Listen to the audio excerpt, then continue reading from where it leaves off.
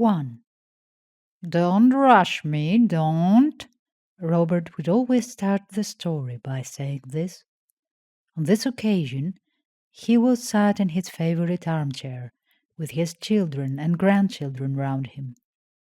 It was one of those gatherings that in most families are completely intolerable.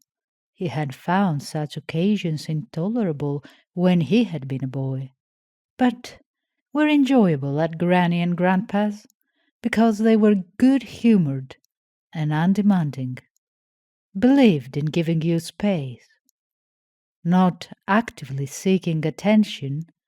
He and his wife tended naturally to get it. Besides, it was a story worth hearing. Everyone was aware of that, had no reservations about that judgment. "Don't rush me to the end just because you think you know what happened."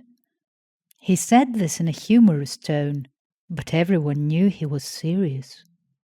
Usually at this point, his eyes would wander over the walls and shelves on which hung and sat his various awards and honors, including the one he sometimes referred to as the Big N, until they came to rest on a particular object that sat on a table all by itself. Then he would begin and take them back through all the years, back to that summer 50 long years before. 2. The students had arrived in the village about 2 weeks earlier. 5 miles northwest of Bath, in the low rolling hills and green fields typical of the region, a Roman villa had been discovered. Some mosaic flooring, a few pots and coins.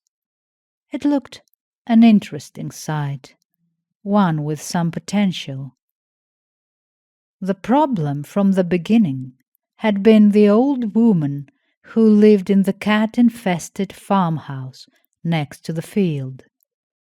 From the beginning there was trouble. She'd called Helen, the American student, a bloody Yank who nearly ran down me animals. She'd gone on to ask 2 of the girls, who she saw holding hands and kissing, if they was going in for panto. Her complaints about the noise were constant and vociferous. Although her West Country accent was so thick as to be almost incomprehensible, Mrs. Mary Keeper had no problem being understood when it came to complaining about people or insulting them. They had already been warned about her in the village. She would have been impossible to miss, even if they'd encountered her away from what had so gently been described as the dump that stinks of cat piss. This was because the old woman had been described as difficult to not notice. Not only was Mary Keeper foul-mouthed, bad-tempered, and foul-smelling, but she was also extremely ugly. She had what Robert suspected connoisseurs of Renaissance art would have called a nutcracker face. She in fact looked exactly like a storybook witch. Not that Robert would have voiced this aloud. He knew that some of the girls would have accused him of toxic masculinity. Nor was he under the delusion that this was because the girls actually liked the old girl in question. He was savvy to the fact they despised the old woman with a passion. Robert didn't think the sisterhood had ever extended to women like Mrs. Keeper, or ever would. The old woman had what he thought his grandfather would have called a Finnish last face, and not simply because of old age. Ugliness like hers had to be a lifelong achievement. He also remembered that his grandfather had advised him to always be kind to people like that, Bob. That's a hard road to be on. For the other boys on the dig, it was as if the old woman didn't exist. Mary Keeper had for them not so much crossed the line into the territory where all females became invisible, but moved several miles beyond it. Again, this was probably territory she would have occupied all her life. The title Mrs. was apparently just an honorific. The other boys had recently been described by Robert's best friend, who was, in his own words, as gay as Dad's old headband, as wolves, but as not very nice people. Bearded, interchangeable, and up themselves. When Robert asked the obvious question, he'd been told, "Otter Bob, sorry, Aunt Fedota, here's another pint." 3. From the start, Mrs. Keeper seemed to tolerate Robert, at least a bit. Perhaps it was because she saw him patting her cats, including one old brindled Tom, who she warned would usually have a stranger's arm off. He'd also given them some cold chicken. She'd allowed him to help carry her shopping bag home from the village, although she warned him, "Don't think I'll give you nothing." She did not say thank you. On observing this, Helen had remarked to her friends that niceness is what some men try when they fail at everything else. She made sure that Robert heard. He definitely didn't get a bit tearful about it. He wasn't, in fact, having a particularly good time on the dig. He had got enthused about discovering in a layer of ash and household waste a metal fragment encrusted with mineral deposits and earth. It was only the size of the palm of his hand, but he'd made the mistake of going to the graduate student in charge of the dig in his excitement. Robert had used the words scrum-sacks, heptarchy, and maybe even migration period. The young man did not like terms like the heptarchy and the migration period. To him, they suggested ideas that he did not agree with, which were outdated and even offensive. Personally, he thought someone who used them was like someone from a black and white film or who read crappy paperbacks. They had nothing to do with real archaeology, which was all about his special area of interest, namely farming methods. They were just what he would have expected of Robert, who he did not like. The grad student was a big rugabugger from a wealthy family. Unconsciously, he had absorbed the idea that slightness of build in men was a bit like poverty, went hand in hand with slightness of wit and spirit, and was a deliberate fault on the male's part. He wasn't interested, wanted to get on with his work, whilst occasionally admiring Helen's backside. His great-grandparents would have dismissed Robert as not a gentleman. To the big graduate student, he was just a chap. The find was dismissed as probable household waste and described as unconclusive and miscellaneous item. Robert got laughed at. Someone remarked that it was a good find for a metal detectorist. 4. It was the cats that caused the big trouble. Trouble that was coming anyway. One of the girls was a convinced vegan who said she didn't think complex living things should be neglected in this way or used as a sop to shore up the ego of a negative bigoted person. She also added the opinion that the domestic cat is a walking ecological disaster, adding that people who say they love them and talk about how beautiful they are are a bit like the peasants who admire the pomp and ceremony of fascism. And besides, you can just look at them on YouTube if you like. Robert heard her say this.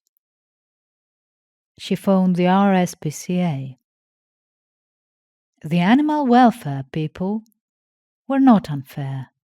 Even though Mrs. Keeper gave them a right mouthful, experienced people, they could tell the animals probably ate better than the old woman did. In the end, they only took away some kittens to be rehomed and the big ferocious Tom to be euthanized, as they said he was old and sick. Robert had also had a quiet word with them.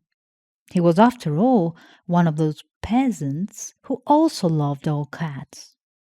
Besides, they were all the poor girl had. Mrs. Mary Keeper exploded. Her rage, monumental, and fortunately not physical. It's likely that had she been a bit younger, she would have been done for gross bodily harm. She had, however, ranted venomously. Amongst the things she said, some of the milder things were that they were all whores who shave in dirty places, snowflake bitches, me too, and I know what for. She only stopped when she got exhausted. This was the mild stuff. But perhaps the worst thing was what only Robert noticed and heard. As she stomped off home, she had been whipping, and under her breath muttering, "Unkind, unkind." After this, they never saw her again. She wouldn't come out of her house. They were relieved. Only Robert saw her again once. 5. Robert would, for some ridiculous reason, remember in later years that he had been going to the shop to get salt and vinegar crisps. His best friend would say that the sudden craving must have meant it was Bob's time of the month. Anyway, he'd spotted the old girl lurking at the side of the road. She'd clearly been waiting for him. She beckoned him over. As he approached her, he was immediately arrested by some quality in her manner he couldn't describe. A certain seriousness that was tinged with something else. Something strange. She hesitated for a moment and said, "You mind me, boy, you listen. You go and have a look on top of that big hill yonder." She pointed to the big hill behind the field where the dig was. "Me grandfather found it. Back in the 60s it was. He owns all that ground then. He knew things he did. Was nobody's fool. I think he already knew it were there. The ground it got churned up when they put the pylons in, and there was a big storm. Washed some of the soil off. He reckoned it was hidden deliberate like. After all, he say, the buggers lost, didn't they? Had to run. So it's not as worn away as it would have been out in the open. He says to me, 'May, we don't want the fuss.' He was only a bloody Welshman, but if folks were to find out, there would be it to do. So he covered it up. Not deep, mind. I saw. Just some turf and stones, twigs, thrush over the top. Not deep. Sometimes when I was more able, I went up there and looked." She fell silent. For only a moment, she reached out and grabbed his arm, with surprising strength, accompanied with a look that brooked no argument. "Go and look." Then so quietly he barely heard, "Thank you, boy." 6. Years later he could never describe his feelings. It was twilight at the end of a long summer's day when he quietly took some tools and climbed the gentle slope of the big hill. He would sometimes just say that it was perhaps appropriate, that the sun was going down into the west. Given what was about to happen, nobody could ever accuse him of being pretentious or melodramatic. The hill was, of course, higher than it looked, and took longer to climb than he thought it would. The top of the hill was slightly higher than the nearest pylon that stood halfway up its far side. The top was mostly bare, apart from a few plain and scraggly willow trees. There are, of course, very few places in England that have never known the hand of man, but sometimes those hands fall and then leave, or largely leave, and the long years roll on and on and on. There is sometimes a particular type of loneliness in those places. Robert felt this then. He found it ridiculously quickly. Later, although he never admitted this openly, he felt it was almost too easy. But there had been something else. For a few moments he had thought he heard the faint sound of voices, quiet chanting. Then nothing. The very briefness of the experience had made it more vivid. For the rest of his life, he never said anything about it. Momentarily shaken, he had nevertheless begun to search. Pulsing from a deep place was the knowledge that this was of supreme importance. Probing the ground with a tool, he soon hit the edge of something solid. This something was soon revealed to be a large slab of marble. From certain decorative markings along the edge, it looked to him to be of Roman workmanship. With an insight that was based partly on his education and more gut instinct, he didn't think it had originally been designed for the purpose it now served, or the place it now filled. Probably, he thought, it had been part of a large civic structure, perhaps cannibalized and dragged here in the last years of a disappearing world. The designs around the edge of the slab were very beautiful. Robert grabbed a double handful of turf and pulled, and that was when he saw the start of the inscription chiseled clean and deep, still clear after 15 centuries, written in the Latin of what's sometimes called the Gallic Empire period. He began to translate. He was very good at this type of thing. He could not help himself. With haste, he tore the rest of the turf away. It wasn't very scientific, wasn't professional. He was beyond this. For as he read, the sky and the earth were in the wrong places. Nor was there up nor down. He had clutched the ground as if he would fall, although he was of course on his knees. He read this: "Here, in this place, Mount Baden, he who defeated them 50 times, fought them for 3 days. It was Easter. He bore the cross of our Lord on his shield, and the pagans were overthrown. Here, with our own ears, we heard him say, 'They shall not pass. The Saxons shall not reach the Severn Sea.' And so it was. He rests here now. Rex Britannia. Arthur." 7.